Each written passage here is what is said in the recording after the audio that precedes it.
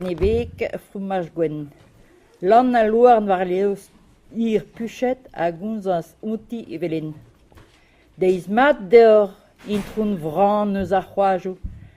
Na c'houiz o c'hoant iraio a kaer o tiliadou. Mardouen, ma oezit kana. Vel ma oezit en em glinka, c'houiz o gwir rouanez labouset ar vroman.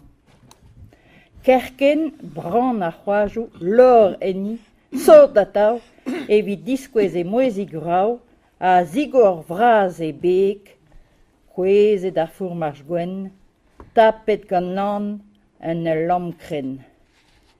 Introun vran, eme don lan, ne ouier keta ranker atav paia an enor hag ar meleudi. Er gentel gaer am eus roet deoc'h c'hwe. Ne o ket paet dreger morvat gant ar fourmaj leun ar c'hwez vat. Ar vran, lostek a douaz me divezadik, ne vije tapet mui gant an trubart lannik.